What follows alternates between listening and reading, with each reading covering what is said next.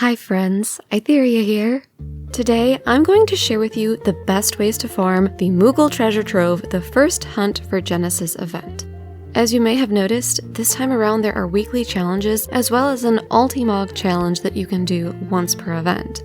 If you'd like to just casually farm this event, because maybe you don't really want anything other than some MGP cards, you can get 30 Moogle Tomestones per week by doing the 2 weekly challenges and nothing else, and the Ultimog challenge will reward you with 50 Moogle Tomestones. Now, let's talk about the fastest, most efficient method of tomestone farming. This is going to be running Temple of Qarn, which gives 3 tomestones with a blue mage party. Now, I honestly am not that good at blue mage, even though I do love it, so I am going to send you over to Blue Academy's video to learn more about what you can do on blue mage for this Moogle Tomestone event, but yes, Temple of Qarn is the fastest. Other quick options include basically any of the 8-man trials and raids, as they all take about 4 to 6-ish minutes. However, they do only give 2 Moogle Tomestones. For me, Sophia, aka Containment Bay P1T6, was the fastest at about 4 minutes, and I simply queued into it via Duty Finder.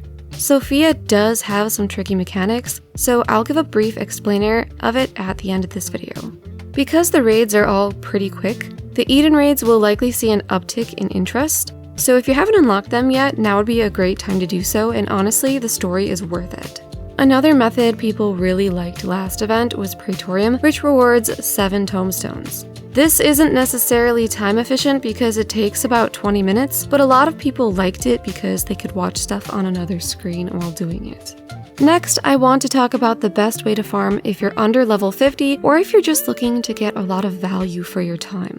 Obviously, you can do any of those other dungeons if you're a low level, but I think PvP, which unlocks at level 30, is a lot more worthwhile. You can farm any of the Frontlines matches or Hidden Gorge, which is often referred to as Rival Wings. I have a 3-minute video guide on how to play Hidden Gorge, and I strongly recommend that you give this PvP mode a try because it is easily the most fun out of all of the mass PvP modes. And if you're struggling to get into a Hidden Gorge match and you're an NA, try going to Primal because that is considered the PvP/Rival Wings data center, so head on over there if you're having trouble getting into a match. Unfortunately, Crystalline Conflict does not count towards this Moogle Tomestone event. Okay, so why is PvP so worth your time? The answer is EXP, wolf marks, trophy crystals, series Malmstones rewards, and achievements. Plus, you'll be getting 3 Moogle Tomestones if you lose and 5 if you win. PvP, especially your Frontlines Roulette, gives a boatload of EXP, and the best part is you can queue in on any job you want to level, but once you're inside, change to the job that you would rather PvP on. At the end of every match, you receive wolf marks, which you can spend on various things in the Wolf's Den. Every PvP match will also gain you series EXP so that you can get rewards from your series Malmstones, such as trophy crystals, which can be used on various things, such as the relatively new tech fashion. Emotes and minions are usually a reward in there, and this time around there's a really cool glam set, sometimes there's mounts. As for achievements, there are a few PvP achievements you can work toward that give mounts. One of them is to get 100 wins in Rival Wings. That one gives this mechanical monkey mount. There's actually 2 different mechanical ape-ish mounts that you'll get from doing 100 wins in Rival Wings. They're different achievements, but they both kind of happen at the same time. And then also there's a few different Frontlines ones, if you get 10 wins in Frontlines, you get this horse thing with wings, an armored horse with wings. So there's really a lot of stuff that you'll be working towards with PvP. This Moogle Treasure Trove event also added the opportunity to farm Moogle Tomestones via gates in the Golden Saucer. These occur every 20 minutes on the hour, so they start at 00, 20 after, 40 after, and then again at 00. These reward anywhere between 1 and 10 Moogle Tomestones, depending on the gate and your personal performance. Obviously, you'll also be earning MGP, so if there's any prize you're working toward in the Gold Saucer, this is a really good opportunity. Most of the time, these gates don't take longer than 5 or so minutes to complete, so honestly, this could also be one of the fastest ways to farm the Moogle Tomestones, especially if you're good at gates. It's just that it's not really spammable the way that the stuff in Duty Finder is, because the gates only happen every 20 minutes. Farming gates is another good option for new or low-level players because the Golden Saucer unlocks at level 15. Ocean fishing was also added to this event. Now, ocean fishing trips last about 20 minutes, and you will only be rewarded with 5 Moogle Tomestones, so this is by no means a time-efficient method. However, if you are leveling your fisher or are interested in unlocking and leveling it now, then ocean fishing is really fantastic for leveling. You can technically ocean fish at level 1, but you will need to, at the very least, unlock fisher and get a free rod and bait from the NPCs at the Fisherman's Guild in Limsa. After that, you unlock the ocean fishing quest by talking to Phil Snow, who is inside of the Fisherman's Guild. He will send you to meet Drisk Thoda, who is by the ferry docks in Limsa near the Arcanist Guild.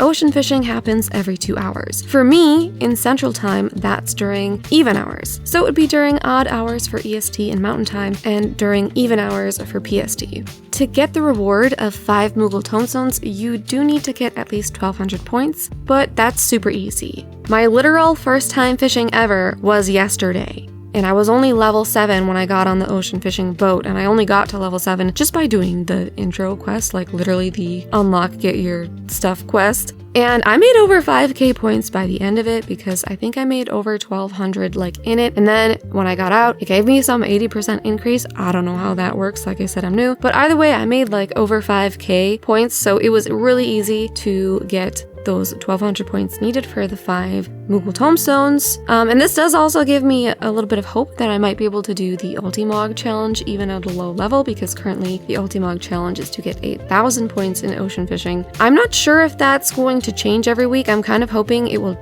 change, because it seems odd to me for them to restrict it to fishing rather than have it be a battle event that everyone could participate in. But I have no idea if it's actually going to change or not. I would like for it to change every Tuesday, but we shall see. I hope in the future either it changes or they have multiple choices for what you can do, because not everybody has fishing unlocked, and I don't know, it might take a little bit before you can actually get those 8,000 points.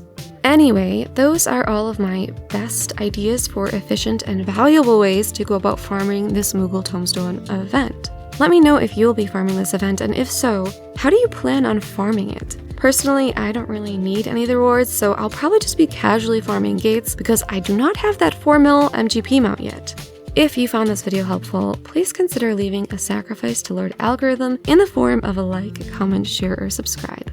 And now it is time to give you a brief explanation of how to do the Sophia Containment Bay P1 T6 fight. I'm not going to tell you how to do the really obvious stuff. I'm just going to share the stuff that most people maybe aren't sure about what to do. I'm not going to tell you to run in and out for the in and out because it's super obvious. So the ones that are probably a little bit less obvious. First of all, there are heads that will spawn periodically, and it's not that these aren't obvious, it's just that they aren't necessarily telegraphed. More so the boss will say something. I don't remember exactly what she says, but it'll be my daughter, blah, blah, blah. So just watch out for those heads, and when you see them, you don't want to be in front of them. You want to give them a lot of space because they do kind of thick attacks, so just keep away from the heads. There is also a phase where she brings out some mobs that you have to kill. One of the mobs will do one of those eye attacks that you have to turn your back on. If that mob is targeted on you, then it's nice if you can actually bring it so that the eye is facing away and the mob is facing away from your party. And then of course remember to turn your back on it, but just be sure that all of you watch out for that eye and turn your back, because a lot of times with random groups people will not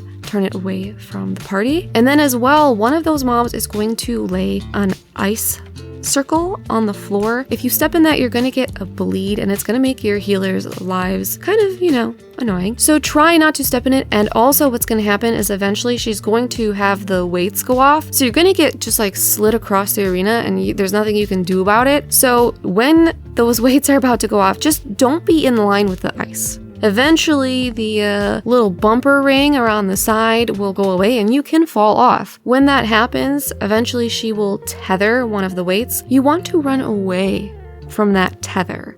You want to run away from it. Go to the other side. And then the other big thing is there's going to be a mechanic where there is dark and light around 4 people's feet. So 2 people will have light around their feet, 2 people will have dark, and they need to stand together in groups of 2. So 1 pair of light and dark, another pair of light and dark. Then later she's going to tether both sides, but one side will have 2 tethers and one side will have 1 tether. The side that has 2 tethers, run away from. Go towards the side with 1 tether. And I think those are all of the main mechanics that people get tripped up on, so just avoid those.